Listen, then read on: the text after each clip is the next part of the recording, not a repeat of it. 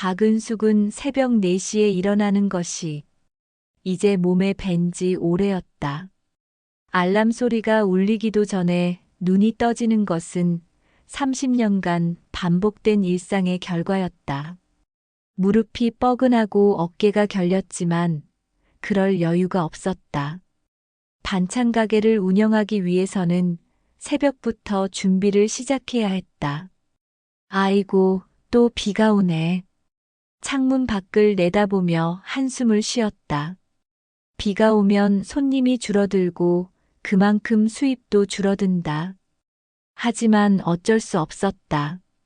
남편 최민호의 사업이 망한 지 벌써 3년째. 가족의 생계는 온전히 은숙의 몫이었다.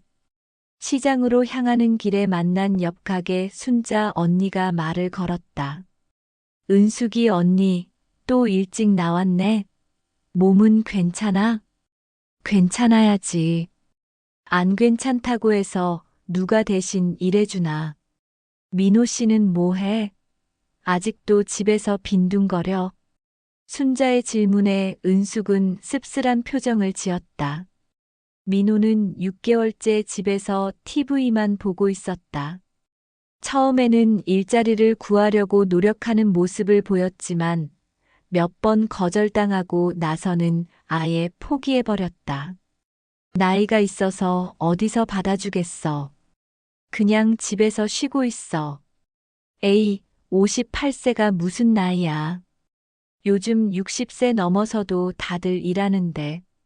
순자의 말이 맞았다. 하지만 민호는 자존심만 높아서 나 같은 사람이 어떻게 막일을 하냐며 거부했다. 반찬 가게에 도착해서 준비를 시작했다. 30가지가 넘는 반찬을 혼자서 만들어야 했다. 예전에는 민호가 도와주기라도 했는데 이제는 그것마저 기대할 수 없었다. 오전 10시쯤 되자 첫 손님들이 나타났다. 사장님, 김치찌개용 김치 좀 주세요. 네, 포장해 드릴게요. 오늘 담근 거라 맛있어요. 손님들과 웃으며 대화하지만 속으로는 한숨이 나왔다. 하루 종일 서서 일하고 저녁에 집에 가면 민호는 소파에서 치킨을 먹으며 TV를 보고 있을 것이다. 오후 2시쯤 딸 미영이에게서 전화가 왔다. 엄마, 수민이 영어 학원비 좀 보내주실 수 있어요? 또, 지난달에도 보내줬잖아. 이번에 레벨이 올라가서 추가로 50만 원 더 내야 한대요. 요즘 애들 다 이런 학원 다녀요. 은숙은 한숨을 쉬었다. 손자 교육비까지 자신이 대야 하는 현실이 막막했다. 미영이 남편은 공무원이지만 월급이 넉넉하지 않았고 결국 모든 것이 은숙에게 달려 있었다. 알겠다. 보내줄게. 감사해요, 엄마. 아빠는 뭐 하세요? 그냥 있어. 딸에게 남편이 백수라고 말하기가 창피했다. 전화를 끊고 나니 가슴이 답답했다. 저녁 8시에 가게 문을 닫고 집으로 돌아왔다. 예상대로 민호는 거실에서 치킨을 먹으며 TV를 보고 있었다. 여보, 들어왔어. 고생했어. 형식적인 인사였다. 민호는 TV에서 눈을 떼지도 않았다. 미영이한테 돈 또 보내주기로 했어? 수민이 학원비야. 우리도 빠듯한데 언제까지 애들 뒷바라지 할 거야? 내가 벌지도 못하는 상황에서. 그럼 당신이 벌어와. 나만 벌면 한계가 있잖아. 또 그 소리. 내가 일하고 싶어서 안 하는 줄 알아? 나이가 있어서 어디서 받아줘? 나도 58살인데 새벽부터 일하잖아. 여자랑 남자랑 같아? 남자는 체면이라는 게 있어. 체면. 그 체면이 밥 먹여주나. 은숙은 더 이상 말하고 싶지 않았다. 그날 밤 은숙은 통장을 들여다봤다. 잔고는 점점 줄어들고 있었다. 반찬 가게 수입만으로는 가족을 부양하기에 부족했다. 미영이 교육비, 생활비, 각종 공과금, 모든 것이 은숙의 어깨에 올라와 있었다. 이렇게 살다가 언제 죽을까? 혼잣말이 절로 나왔다. 58세. 아직 나이가 많다고 할 수는 없지만 하루하루가 버겁기만 했다. 젊었을 때는 나중에 여유로워지면 뭔가 해보자고 생각했는데 정작 나중이 되니 더 힘들어졌다. 새벽 2시가 넘어서야 잠이 들었다. 몇 시간 후면 또 새벽 4시에 일어나서 똑같은 하루가 시작될 것이다. 이런 일상이 언제까지 계속될까? 답이 보이지 않았다.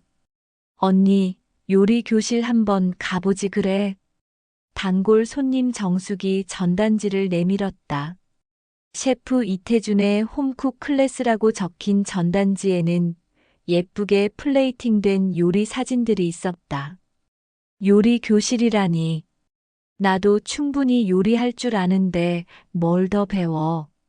아니야, 이건 다른 거야. 호텔 출신 셰프가 가르쳐 주는 곳이래. 양식도 하고 퓨전 요리도 하고. 우리 나이 또래들이 많이 온다더라. 은숙은 관심이 없었다. 그런 걸 배워서 뭐 하나. 당장 먹고 사는 것도 바쁜데. 돈도 많이 들 것 같은데. 아냐, 한 달에 8만 원이야. 일주일에 2번. 언니, 평생 반찬 가게만 할 거야? 좀 더 큰 꿈 꿔봐. 정숙의 말에 은숙은 가슴이 뜨끔했다. 평생 반찬 가게만 할 거냐는 말이 마음에 와 닿았다. 정말 이렇게만 살다가 죽을 건가? 생각해 볼게. 그날 밤 은숙은 전단지를 들여다봤다. 사진 속 요리들이 정말 예뻤다. 언제 마지막으로 이런 요리를 만들어 봤을까? 반찬 가게 음식은 늘 똑같고 단조로웠다. 여보, 나 요리 교실 다녀보려고. 요리 교실? 왜? 지금도 요리 잘하잖아. 민호가 신문에서 눈을 떼지 않은 채 대답했다. 다른 요리도 배워보고 싶어서. 나중에 반찬 가게 메뉴도 늘릴 수 있고. 돈은 또 얼마나 들어? 월 8만 원. 민호가 인상을 찌푸렸다.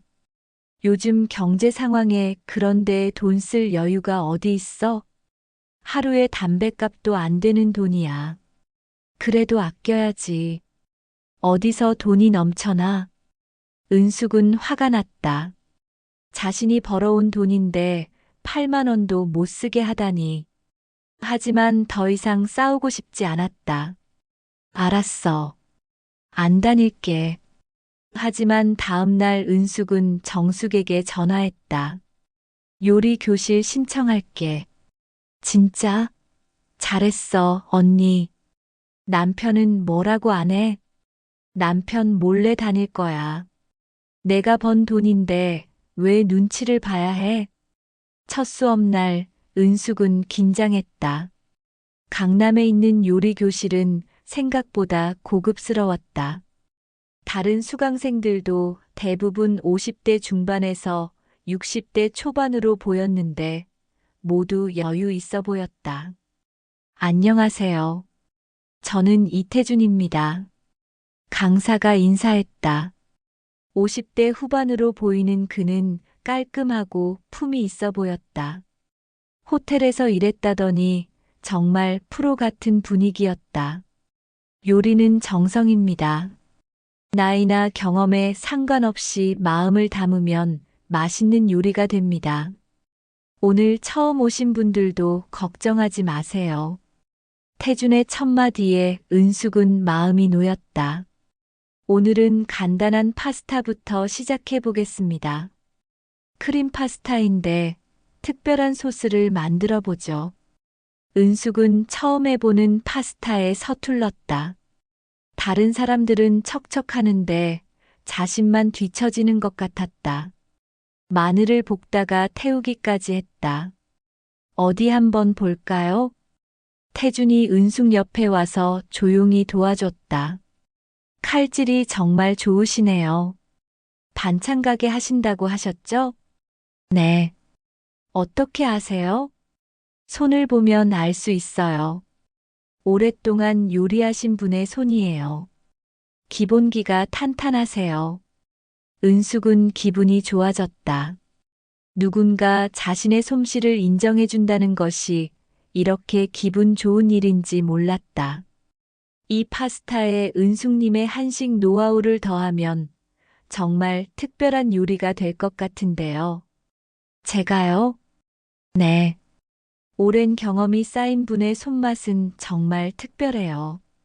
저도 호텔에서 20년 일했지만 가정에서 평생 요리하신 분들의 내공을 따라갈 수 없어요. 태준의 말에 은숙은 뭉클했다.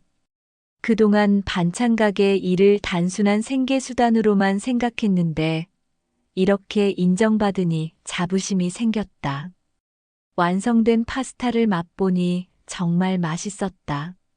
크림의 부드러움과 마늘의 향이 조화롭게 어우러졌다. 우와, 정말 맛있어요. 다른 수강생이 감탄했다. 은숙님 것이 제일 맛있는 것 같아요. 정말요? 네, 뭔가 깊은 맛이 나요. 수업이 끝나고 집에 가는 길 은숙은 오랜만에 기분이 좋았다. 누군가 자신을 인정해준다는 것, 새로운 것을 배운다는 것이 이렇게 즐거운 일인지 몰랐다. 집에서 가족들에게 파스타를 해줬다. 엄마, 이거 맛있네. 어디서 배웠어?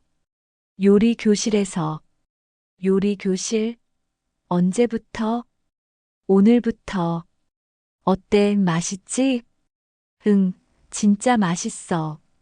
엄마 요리 실력이 늘었네. 가족들의 칭찬에 은숙은 뿌듯했다. 58세에 새로운 것을 배우는 것이 이렇게 즐거울 줄이야. 그날 밤 잠들기 전 은숙은 생각했다. 정말 오랜만에 자신을 위한 시간을 가져본 것 같았다. 8만 원이 아깝지 않았다. 아니, 오히려 더 값진 시간이었다. 두 번째 수업에서 은숙은 더 자신 있게 참여했다. 지난번에 만든 파스타가 가족들에게 호평을 받아서 기분이 좋았다. 은숙님, 지난번에 알려드린 파스타 집에서 해보셨어요? 태준이 웃으며 물었다. 네, 해봤는데 가족들이 맛있다고 하더라고요. 역시 그럴 줄 알았어요. 은숙님 손맛이 들어가니까요. 태준의 칭찬에 은숙은 얼굴이 빨개졌다.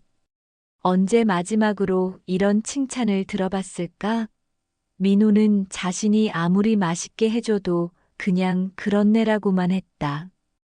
오늘은 리조또를 배워볼 건데 은숙님이 특별한 재료를 가져오셨다고 들었어요.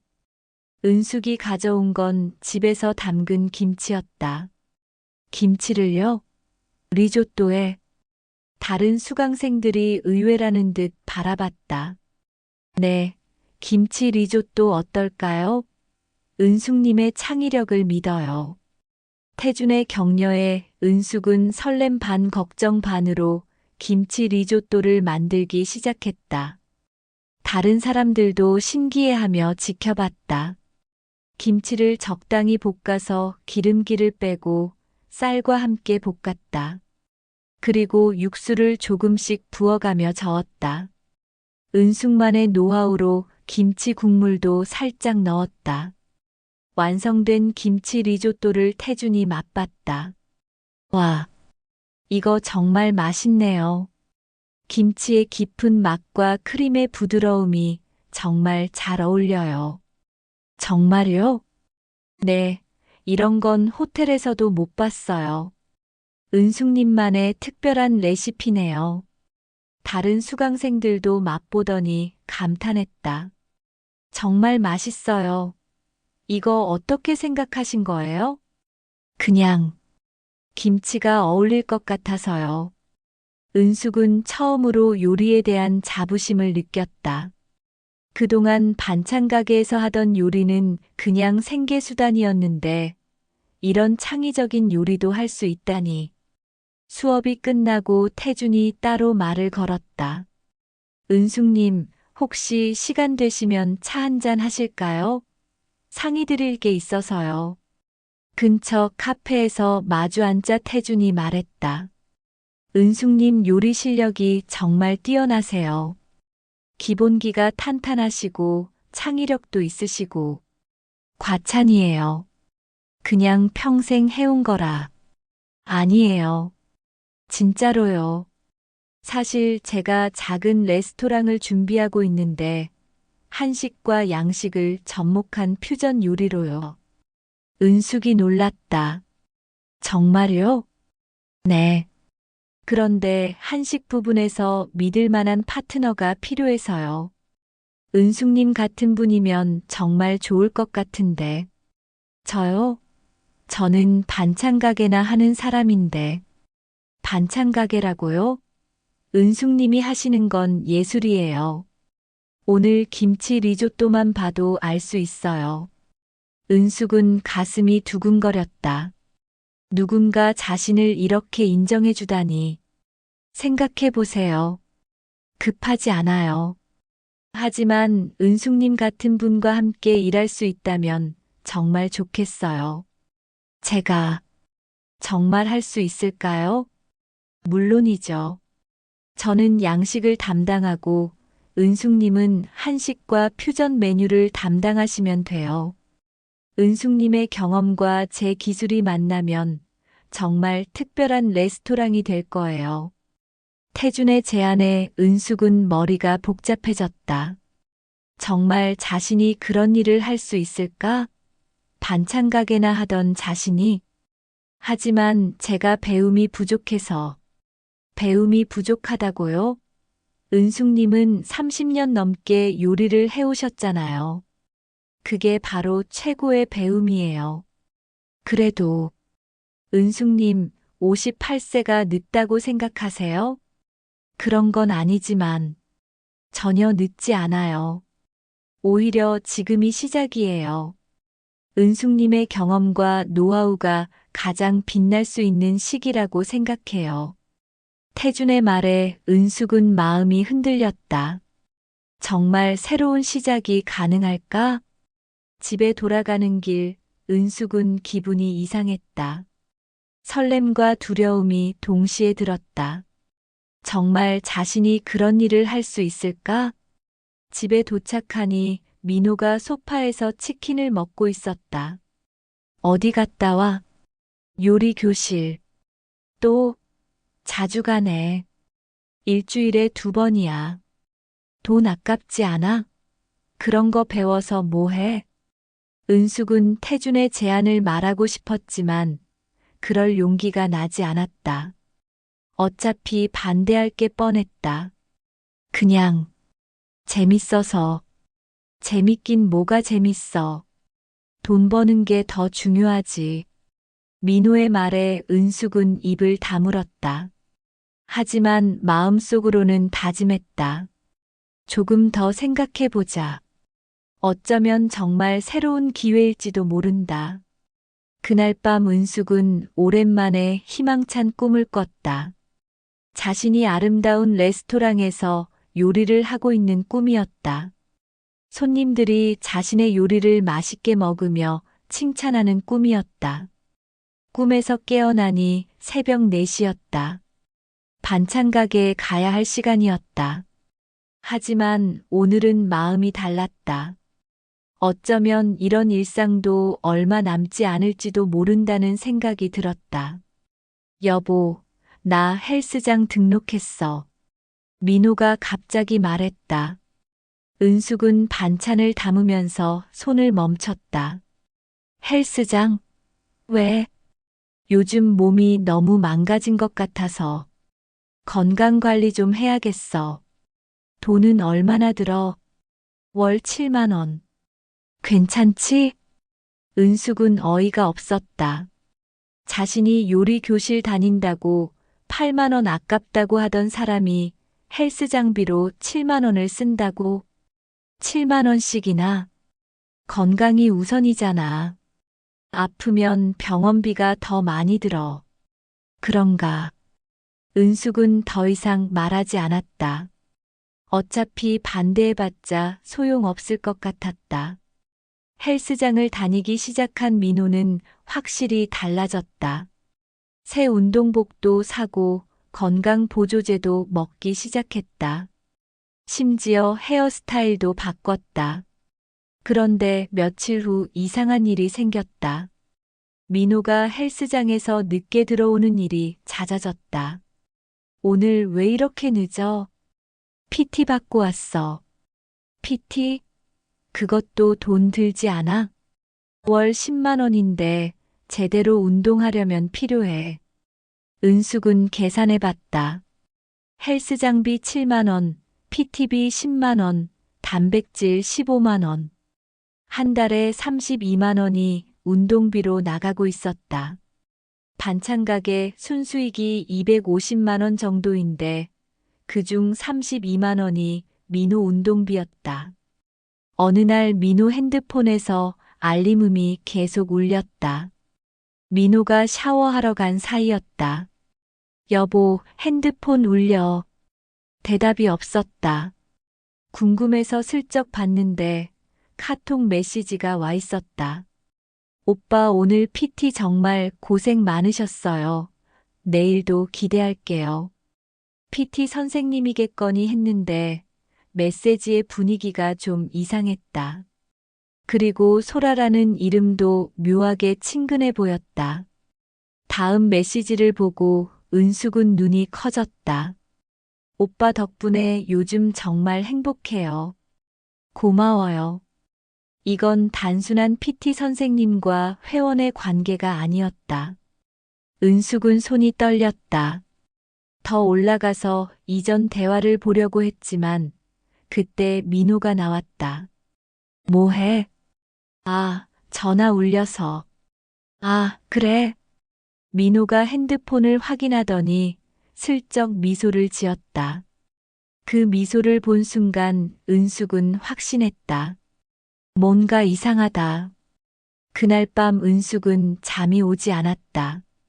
설마, 정말 설마. 다음 날 민호가 헬스장에 간 사이 은숙은 인터넷에서 그 헬스장을 검색해 봤다.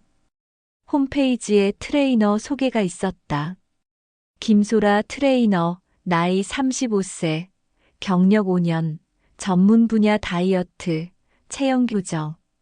사진을 보니 정말 젊고 예뻤다.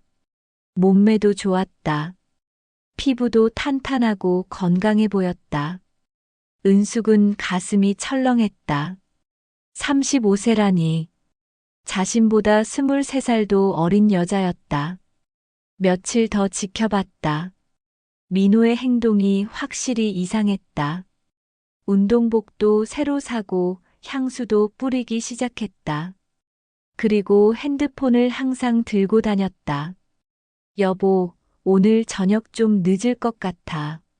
왜? 헬스장에서 특별 프로그램이 있다던데. 또 거짓말이었다. 은숙은 확신했다.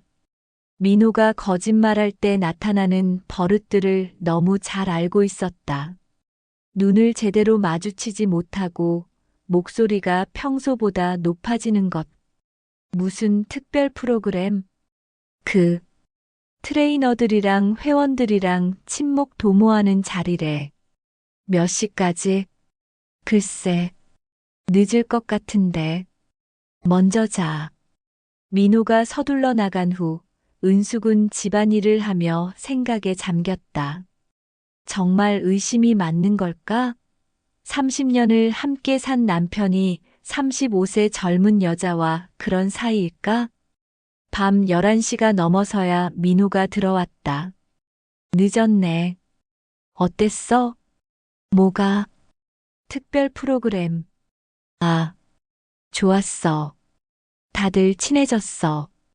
민호의 대답은 성의 없었다. 그리고 평소와 달리 샤워를 먼저 하러 갔다. 뭔가 숨기고 싶은 게 있는 모습이었다. 은숙은 민호가 샤워하는 동안 그의 운동 가방을 살펴봤다. 평소 같으면 이런 일은 절대 하지 않았겠지만 이제는 확신이 필요했다. 운동 가방 안에서 여성용 헤어밴드가 나왔다. 분명히 자신의 것이 아니었다. 은숙은 손이 떨렸다. 다음 날 민호가 또 헬스장에 갔을 때 은숙은 결심했다. 직접 확인해 보자. 반찬 가게 일을 일찍 마치고 민호가 다니는 헬스장 근처로 갔다. 마음이 두근거렸다. 제발 자신의 의심이 틀렸기를 바랐다. 헬스장 입구에서 기다리다가 민호가 나오는 것을 봤다. 그런데 혼자가 아니었다. 젊고 예쁜 여자가 함께 나왔다. 홈페이지에서 본 김소라였다. 오빠, 오늘 정말 수고 많으셨어요. 소라가 민호의 팔을 잡으며 애교스럽게 말했다. 민호는 그 모습을 즐기는 듯 웃었다. 뭘 소라야. 덕분에 몸이 좋아지는 것 같아. 오빠 몸 정말 좋아지셨어요. 어제보다 오늘이 더 좋은 것 같은데. 민호가 어깨를 으쓱하며 웃었다. 그런가? 소라 선생님이 잘 가르쳐줘서 그런가 보지. 선생님이라니 그냥 소라라고 불러주세요. 두 사람이 근처 카페로 들어갔다. 은숙도 조심스럽게 따라갔다. 카페 창문 너머로 보니 두 사람이 마주 앉아 있었다. 소라가 민호의 손을 잡고 있었다. 오빠, 저 진짜 오빠만 있으면 아무것도 안 부러워요. 나도 그래. 소라 만나고 나서 인생이 달라진 것 같아. 은숙은 귀를 의심했다. 저게 정말 자신의 남편이 하는 말인가? 30년 결혼 생활에서 자신에게는 한 번도 하지 않았던 말을. 그런데 오빠, 부인분은 의심 안 하세요? 걱정 마. 별로 관심 없어. 원래 둔한 편이야. 둔하다고? 내가 둔하다고? 은숙은 가슴이 뜨거워졌다. 다행이에요. 저 오빠 잃을까봐 정말 걱정이었는데. 그런 소리 하지 마. 내가 어디 가겠어? 민호가 소라의 머리를 쓰다듬었다. 그때 소라가 부탁했다. 오빠, 저 가방 하나 갖고 싶은 게 있는데. 가방? 어떤 가방? 명품 가방이에요. 제 친구들이 다 가지고 있는데 저만 없어서 부끄러워요. 얼마나 해? 800만 원이에요. 은숙은 깜짝 놀랐다. 800만 원짜리 가방이라니. 자신은 8만 원 요리 교실도 눈치 보며 다니는데 800만 원? 그거 좀 비싸지 않아? 오빠, 제가 언제 뭘 사달라고 했어요? 처음 부탁하는 건데. 소라가 민호에게 애교를 부렸다. 그렇긴 하지만. 알았어요. 안 사주셔도 돼요. 저 참을게요. 소라가 토라진 척하자 민호가 당황했다. 아니야, 아니야. 사줄게. 사주마. 정말요? 오빠 최고예요. 소라가 민호의 볼에 키스하며 껴안았다. 은숙은 더 이상 보고 있을 수 없었다. 자신이 새벽부터 밤까지 일해서 번 돈으로 젊은 여자에게 800만 원짜리 가방을 사준다고? 카페 밖으로 나와서 은숙은 손이 떨렸다. 분노와 배신감이 동시에 밀려왔다. 30년. 30년을 함께 살았는데 이게 대가인가? 하지만 놀랍게도 예상했던 것만큼 슬프지는 않았다. 오히려 시원한 기분도 들었다. 그동안의 의심들이 확실해졌으니까. 집에 돌아가서 기다렸다. 민호가 들어온 건 밤 10시였다. 늦었네. 운동 많이 했어? 응, 오늘 힘들게 했더니 몸이 좀 아프네. 거짓말이 자연스럽게 나왔다. 은숙은 차분했다. 이제 모든 걸 알았으니까. 그래, 고생했어. 샤워하고 와. 응. 민호가 샤워하는 동안 은숙은 생각했다. 어떻게 할까? 당장 따져 물을까? 아니면 더 확실한 증거를 잡을까? 그때 민호 핸드폰이 울렸다. 소라에게서 온 메시지였다. 오빠, 오늘 정말 고마웠어요. 가방 얘기도 들어주시고. 사랑해요. 은숙은 핸드폰 화면을 사진으로 찍었다. 증거가 필요했다. 이제 결심했다. 이제 진짜 끝장을 내겠다. 하지만 그 전에 준비가 필요했다. 감정적으로 대응하면 안 된다. 철저하게, 계획적으로 해야 한다. 태준의 제안도 다시 생각해 봐야겠다. 이제 정말 새로운 시작이 필요할 것 같았다. 다음 날부터 은숙은 본격적인 조사에 나섰다. 더 이상 의심이 아니라 확신을 위한 증거 수집이었다. 민호의 일상을 자세히 관찰하기 시작했다. 헬스장 가는 요일과 시간, 집에 오는 시간, 그리고 핸드폰 사용 패턴까지. 여보, 오늘도 헬스장 가? 응, PT 시간이 있어서. 몇 시에? 7시에. 좀 늦을 것 같아. 은숙은 시계를 봤다. 오후 6시였다. 1시간 후면 민호가 나갈 것이다. 민호가 나간 후 은숙은 그가 남긴 흔적들을 살펴봤다. 세탁물에서 향수 냄새, 지갑에서 영수증들, 그리고 자동차 안에서 여성용 머리핀, 카드 사용 내역도 확인했다. 최근 한 달간 평소보다 지출이 많이 늘어 있었다. 식당, 카페, 그리고 명품 매장까지 800만 원. 에르메스. 정말 샀구나. 명품 가방 구매 내역을 보니 현실이 더욱 생생하게 다가왔다. 그날 저녁 태준에게서 문자가 왔다. 은숙님, 레스토랑 건 생각해 보셨나요? 급하지 않으니까 천천히 결정하세요. 은숙은 잠시 망설이다가 답장을 보냈다. 상의 드릴 게 있어서 내일 시간 될까요? 물론이죠. 수업 후에 차라도 한잔하죠. 다음 날 요리 수업에서 은숙은 평소보다 집중이 되지 않았다. 머릿속이 복잡했다. 은숙님, 오늘 좀 다른 것 같은데 괜찮으세요? 태준이 걱정스럽게 물었다. 아, 네. 좀 복잡한 일이 있어서요. 수업이 끝나고 카페에서 태준과 마주 앉았다. 무슨 일이세요? 표정이 많이 어두워 보이는데. 은숙은 한참을 망설이다가 입을 열었다. 사실, 남편이 바람을 피우고 있어요. 정말요? 네. 헬스장 트레이너랑 35세 여자요.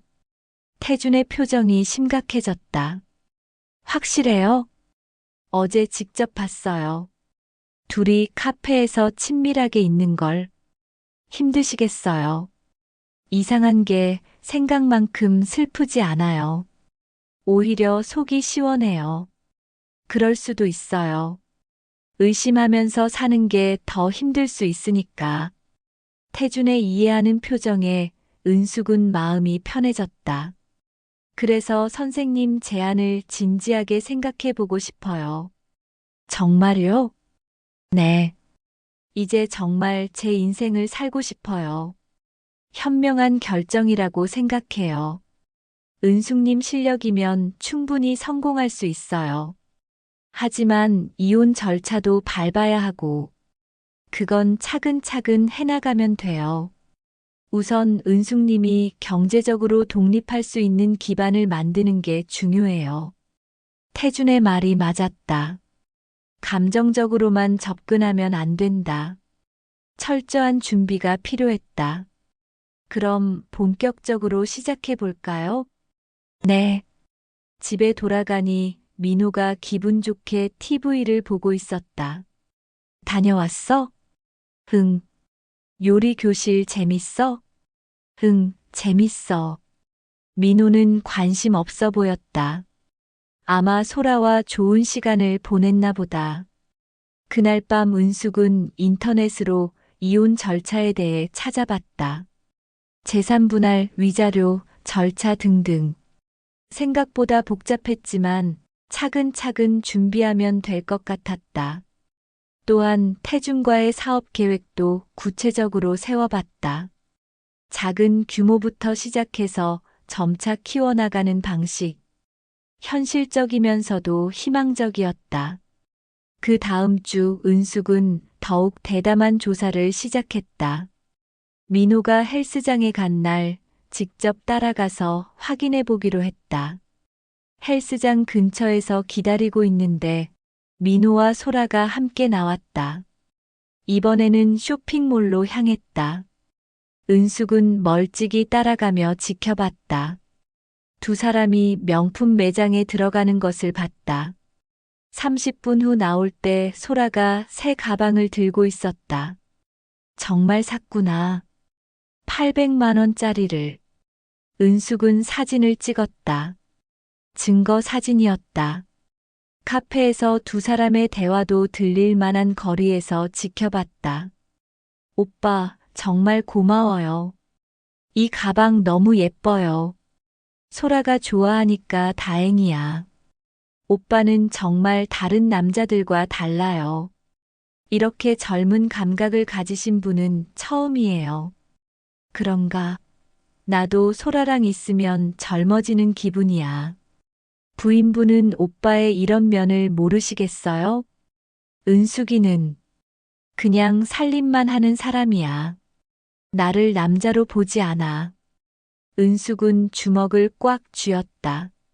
자신을 남자로 보지 않는다고 30년간 뒷바라지하면서 그럼 더 아까워요. 오빠 같은 분을 제대로 알아보지 못하다니. 소라가 내 진짜 모습을 알아봐줘서 고마워. 당연하죠. 오빠는 정말 매력적인 남자예요. 더 이상 들을 필요가 없었다. 은숙은 조용히 그 자리를 떠났다. 집에 돌아와서 은숙은 지금까지 모은 증거들을 정리했다. 카톡 메시지 캡처, 사진들, 카드 사용 내역, 그리고 오늘 찍은 사진까지. 충분했다. 이제 행동할 때가 됐다. 그날 밤 민호가 들어왔을 때 은숙은 평소와 다름없이 맞았다. 고생했어. 저녁 차려줄까? 응, 고마워. 민호는 아무것도 모르고 있었다. 자신의 모든 행동이 노출됐다는 걸. 은숙은 마음속으로 다짐했다. 이제 정말 마지막이다. 하지만 감정적으로 폭발하지는 않겠다. 품격 있게, 당당하게 마무리하겠다. 태준과의 새로운 사업도 본격적으로 준비하겠다. 58세의 새로운 시작을 위해서. 여보, 이번 주말에 헬스장에서 워크숍이 있어서 1박 2일로 강원도에 갔다 와야 해. 민호가 거짓말을 태연하게 했다. 은숙은 이제 그의 거짓말 패턴을 훤히 알고 있었다. 워크숍? 헬스장에서? 응.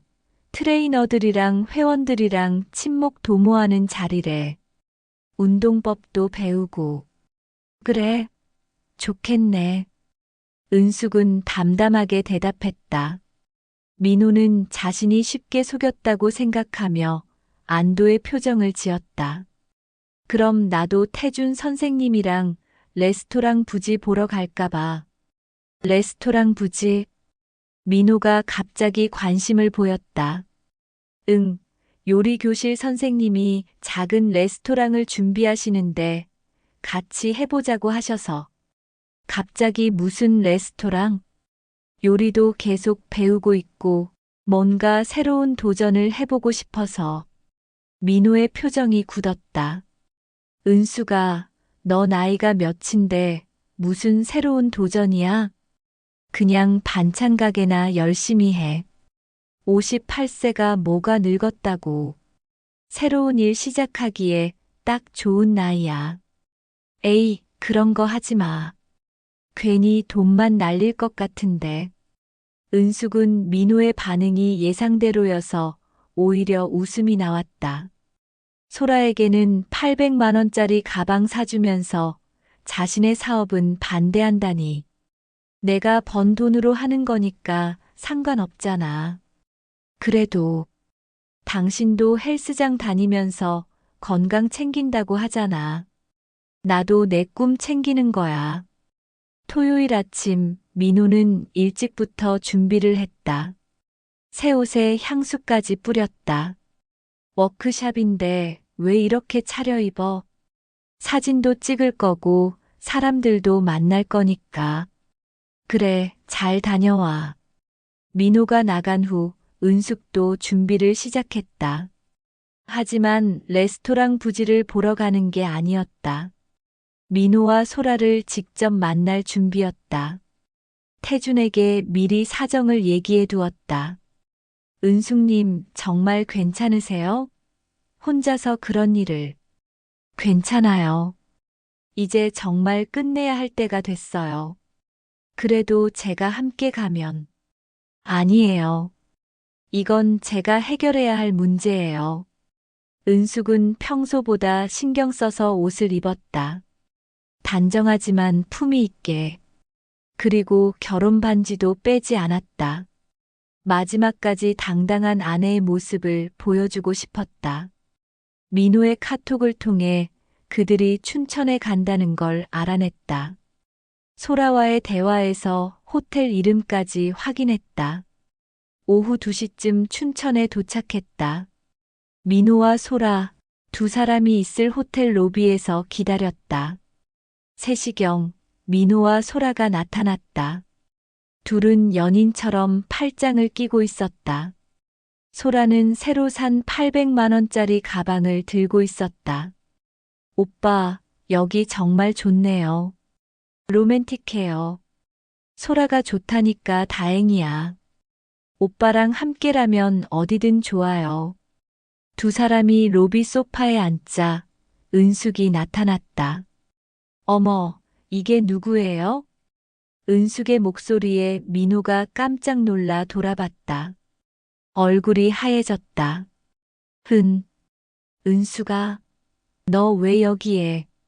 저도 나들이 왔어요. 우연의 일치네요. 소라가 당황하며 민호를 바라봤다. 오빠, 이분이 제 남편이에요. 그리고 당신은? 은숙이 소라를 똑바로 바라봤다. 저는 김소라라고 해요. 헬스장 트레이너고요. 아, 그 유명한 소라 선생님이시구나.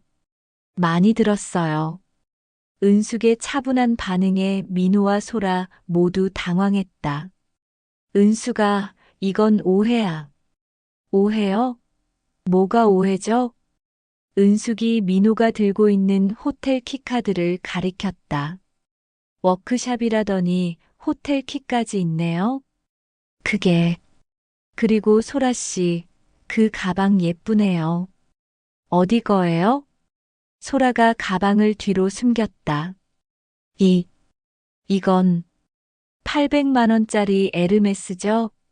남편이 사줬나 봐요.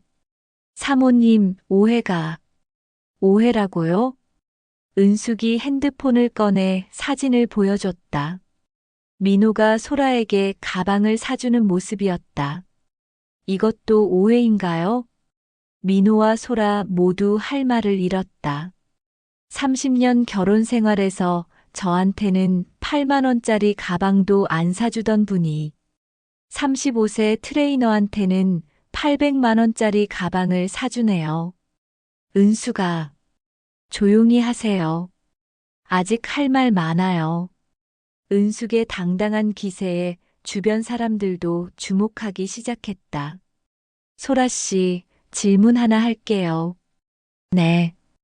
58세 기혼 남자랑 뭐 하는 거예요? 저희는 35세 젊은 여자가 58세 아저씨한테 관심 있을 리 없잖아요. 돈 때문이죠? 소라의 얼굴이 붉어졌다. 아니에요. 진짜 좋아해요. 그래요? 그럼 이 남자가 빚쟁이라는 것도 알고 좋아하는 거예요? 빚쟁이요? 소라가 민호를 바라봤다. 오빠, 무슨 말이에요? 이 남자 사업 망해서 빚이 5억이에요. 지금 제가 혼자 벌어서 갚고 있어요. 5억? 그리고 지금 당신한테 쓰는 돈도 다 제가 번 거예요. 새벽 4시부터 밤 10시까지 반찬 가게에서 일해서 번 돈으로 젊은 여자 뒷바라지하는 기분 아세요? 소라가 점점 작아졌다. 소라 씨, 이제 이 남자 당신이 먹여 살릴 수 있어요? 저는 못하겠다는 거네요. 그럼 진짜 사랑이 아니라 돈 때문이었네요. 은숙이 마지막으로 민호를 바라봤다. 최민호 씨, 30년 고생한 아내 무시하고 35세 여자 찾은 거 축하해요. 은수가 제발. 근데 한 가지만 말해줄게요. 이 여자 당신 돈 떨어지면 바로 떠날 거예요. 그리고 소라에게 돌아서며 말했다. 소라 씨, 빚쟁이 백수 남친 생겼으니까 축하해요. 앞으로 잘 먹여 살리세요. 은숙이 당당하게 호텔 로비를 나서자 뒤에서 박수 소리가 들렸다. 잘했어요. 정말 시원하다. 민호와 소라만 남은 로비에서 서로를 바라봤다. 둘 다 할 말을 잃었다. 은숙의 당당함이 모든 걸 압도해버렸다. 호텔에서 나온 은숙은 차 안에서 한참을 앉아 있었다. 손이 떨렸지만 마음은 의외로 시원했다. 30년간 쌓였던 응어리가 한 번에 풀리는 기분이었다. 핸드폰이 울렸다. 민호에게서였다. 은수가 제발 얘기 좀 하자. 할 얘기 없어요. 다 봤는데 뭘 더 얘기해요? 오해야.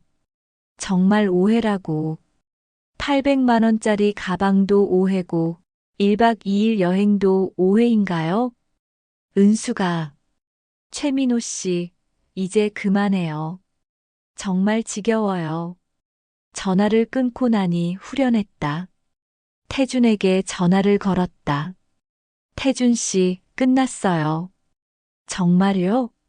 어떻게 됐어요? 다 말했어요. 이제 정말 자유예요. 고생하셨어요. 괜찮으세요? 생각보다 시원해요. 30년 동안 답답했던 게 한 번에 풀린 기분이에요. 그럼 이제 정말 새로운 시작이네요. 서울로 돌아가는 길에 은숙은 여러 생각을 했다. 앞으로 어떻게 살아야 할까? 두렵기도 하지만 설렘이 더 컸다.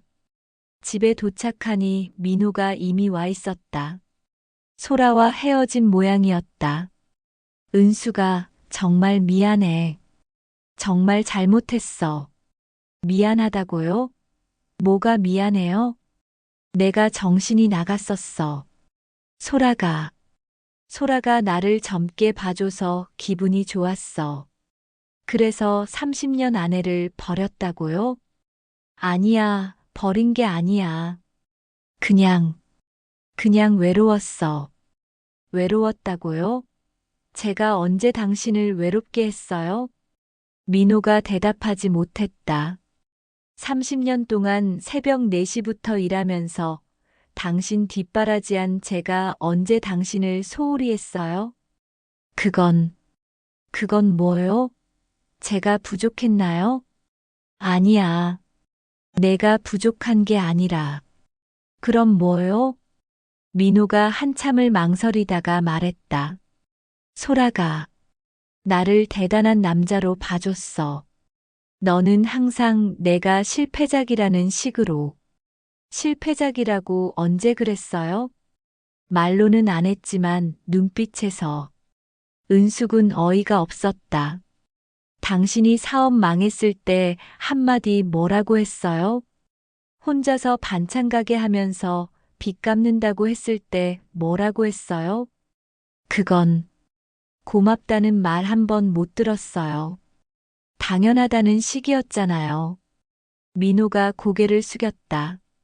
그리고 35세 여자가 58세 남자를 대단하게 봐준다고 생각해요? 돈 때문이었어요, 돈. 아니야. 소라는 진짜로.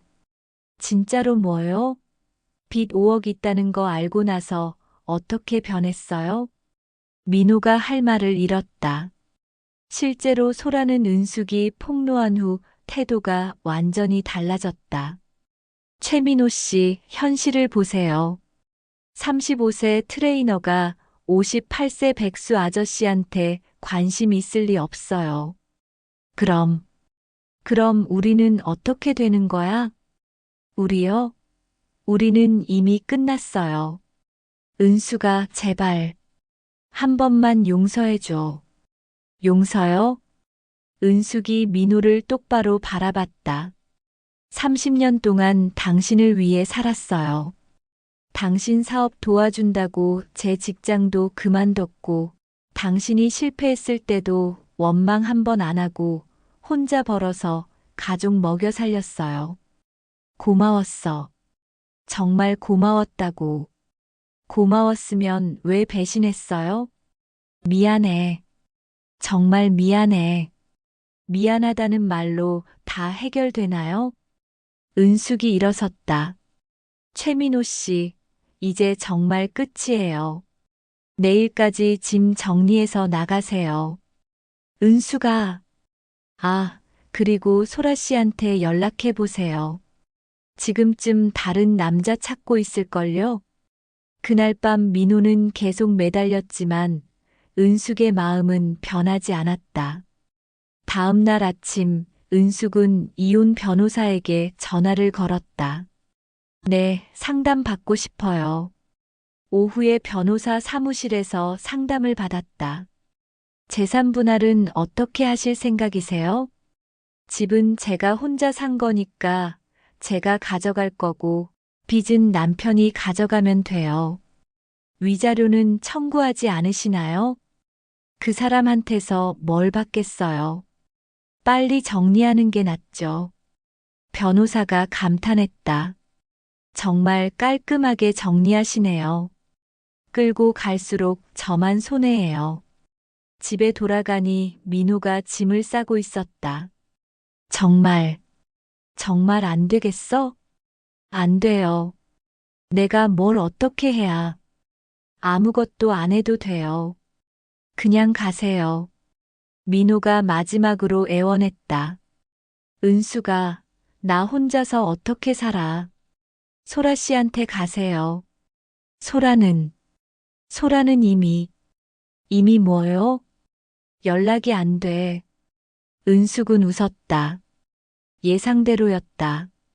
그럼 다른 35세 찾으세요. 은수가 최민호 씨 58세 백수가 35세 여자 꼬시는 게 얼마나 한심한지 이제 아시겠어요? 민호가 할 말을 잃었다. 앞으로는 나이에 맞게 사세요.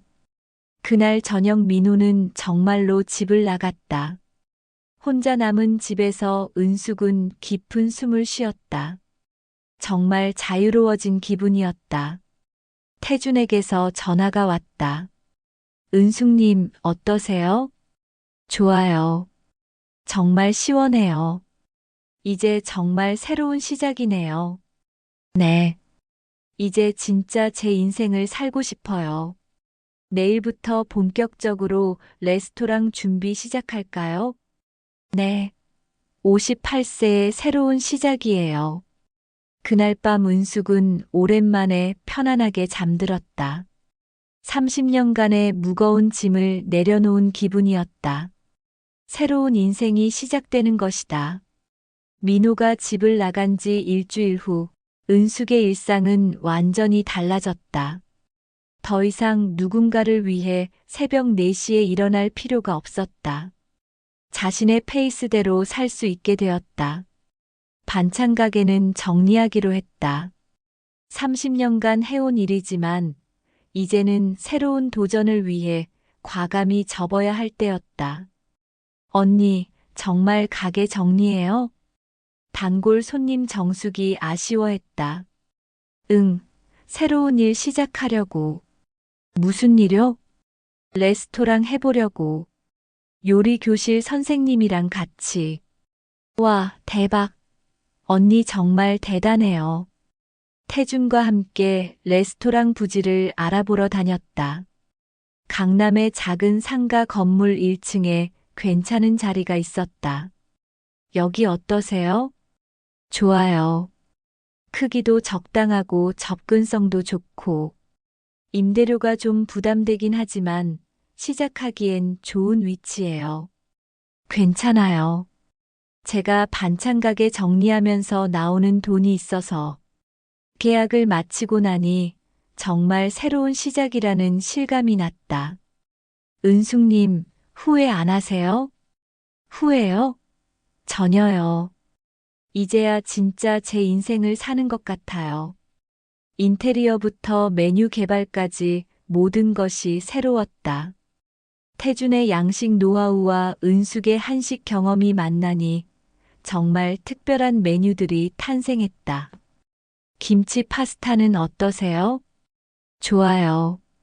그럼 불고기 리조또도 만들어 볼까요? 와, 그것도 맛있을 것 같아요. 두 사람은 매일 만나서 메뉴 개발에 열중했다. 은숙은 오랜만에 일에 대한 열정을 느꼈다. 은숙님, 오늘 시식해볼 파스타 완성됐어요. 태준이 김치 크림 파스타를 내왔다. 와, 정말 맛있어요. 이거 손님들이 좋아할 것 같아요. 은숙님 김치가 핵심이에요. 이 맛은 다른 곳에서 절대 못 내요. 한 달 후 작은 레스토랑 은순의 키친이 오픈했다. 은숙의 은자와 태준의 수자를 따서 지은 이름이었다. 은숙님, 오늘이 정말 첫날이네요. 떨리죠? 네, 정말 떨려요. 잘할 수 있을까요? 은숙님이면 충분히 잘하실 거예요. 오픈 첫날, 은숙의 지인들이 찾아왔다. 언니, 정말 대단해. 이런 멋진 레스토랑을 차렸네. 요리 교실 동기들이 감탄했다. 김치 파스타 진짜 맛있어요. 이거 어떻게 만든 거예요? 비법은 김치예요. 제가 직접 담근 김치로 해야 이 맛이 나요. 손님들의 반응이 좋았다. 특히 중년 여성들이 많이 찾았다. 사장님, 여기 분위기도 좋고 음식도 맛있어요. 자주 올게요. 감사해요. 정말 감사해요. 한 달이 지나자 입소문이 나기 시작했다. 김치 파스타와 불고기 리조또가 특히 인기였다. 은숙님, 매출이 정말 좋아요. 첫 달에 이 정도면 대성공이에요. 정말요? 믿어지지 않아요. 은숙님 실력이니까 당연한 거예요. 3개월 후 레스토랑은 동네 맛집으로 소문났다. 예약 없이는 자리 잡기 힘들 정도였다. 은숙님, 요리책 출간 제의가 들어왔어요. 요리책이요? 네, 출판사에서 연락이 왔어요. 은숙님의 퓨전 한식 레시피를 책으로 내고 싶다고. 정말요? 6개월 후 은숙의 요리책 58세의 새로운 시작이 출간되었다. 중년 여성들 사이에서 큰 화제가 되었다. 사장님, 요리책 정말 잘 봤어요. 집에서도 따라해봤는데 맛있더라고요. 고맙습니다. 많이 부족한데 좋게 봐주셔서.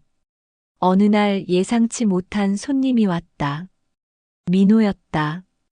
은수가, 어쩐 일이세요? 여기는 손님만 받는 곳이에요. 얘기 좀 하자. 손님이시면 주문하시고 아니시면 나가주세요. 그때 태준이 나타났다. 은숙 씨, 무슨 일이세요? 아, 별일 아니에요. 이분이 주문을 안 하시네요. 태준이 민호를 바라봤다. 죄송하지만 주문하지 않으시면 나가주셔야 해요. 당신 누구야? 저는 이 레스토랑 공동 사장 이태준입니다. 민호의 얼굴이 일그러졌다. 공동 사장? 은숙이랑? 네, 맞습니다. 은수가 설마 이 사람이랑. 그게 당신이 알아야 할 일인가요? 은숙이 차갑게 말했다. 최민호 씨, 여기는 제 사업장이에요. 방해하지 마시고 나가주세요. 은수가, 나 진짜 후회하고 있어. 소라랑도 헤어졌어. 그래서요? 그걸 왜 나한테 말해요? 우리 다시 시작할 수 없을까? 은숙이 웃었다. 최민호 씨, 내가 왜요? 거울 좀 보세요. 뭐? 58세 먹은 백수가 젊은 여자한테 차이고 와서 전처한테 매달리는 꼴이 어떻게 보일까요? 민호의 얼굴이 붉어졌다. 그리고 저 보세요. 제가 지금 행복해 보여요? 안 행복해 보여요? 민호가 은숙을 바라봤다. 확실히 예전보다 생기 있고 밝아 보였다. 저는 지금 제 인생에서 가장 행복한 시간을 보내고 있어요. 당신 때문에 힘들었던 시간들이 오히려 고마워요. 은수가 덕분에 진짜 꿈을 찾았거든요. 그러니까 이제 당신도 당신 길 가세요. 민호가 마지막으로 애원했다. 은수가 정말 마지막이야. 제발, 제발. 최민호 씨. 태준이 끼어들었다. 은숙 씨가 싫다고 하시는데 계속 그러시면 경찰 부를 수밖에 없어요. 민호가 태준을 노려봤다. 당신이 뭔데? 저는 은숙 씨를 정말 소중하게 생각하는 사람이에요. 은숙 씨를 힘들게 하는 사람은 용서할 수 없어요. 태준의 단호한 말에 민호는 더 이상 할 말이 없었다. 은수가 정말 후회할 거야. 후회는 당신이나 실컷 하세요. 민호가 나가고 나서 태준이 말했다. 괜찮으세요? 네, 괜찮아요. 오히려 속이 시원해요. 정말 대단하세요. 그렇게 당당하실 수 있다니. 태준 씨 덕분이에요. 제가 얼마나 소중한 사람인지 깨닫게 해주셔서. 1년 후 은숙과 태준은 조용한 결혼식을 올렸다. 어머니, 정말 행복하세요? 딸 미영이 물었다. 응, 정말 행복해. 이렇게 행복할 수 있다는 걸 몰랐어. 다행이에요. 엄마가 행복하시니까 저도 기뻐요. 결혼식 피로연에서 은숙이 인사말을 했다. 여러분, 저는 58세에 새로운 인생을 시작했습니다. 늦은 나이라고 생각하셨나요? 전혀 늦지 않았어요. 박수가 터져 나왔다. 힘든 시간이 있었지만 그 시간들이 저를 지금의 제가 되게 해줬어요. 포기하지 마세요. 여러분도 언제든 새로운 시작을 할 수 있어요. 그날 밤 태준이 말했다. 여보, 정말 아름다웠어요. 고마워요. 태준 씨 덕분에 진짜 여자가 된 것 같아요. 저야말로 고마워요. 은숙 씨 만나서 제 인생이 완전히 바뀌었어요. 은숙은 거울을 봤다. 거기에는 행복한 여자가 있었다. 58세에 찾은 진짜 사랑과 꿈. 2년 후 은순의 키친은 체인점을 낼 정도로 성공했다. 은숙은 창 밖을 바라봤다. 새로운 하루가 시작되고 있었다. 58세에 시작한 새로운 인생. 이제 정말 행복했다. 나이는 정말 숫자일 뿐이었다. 중요한 건 포기하지 않는 마음이었다. 그리고 진정으로 자신을 이해하고 사랑해주는 사람을 만나는 것이었다. 은숙의 새로운 인생 2막은 이제 막 시작되었다.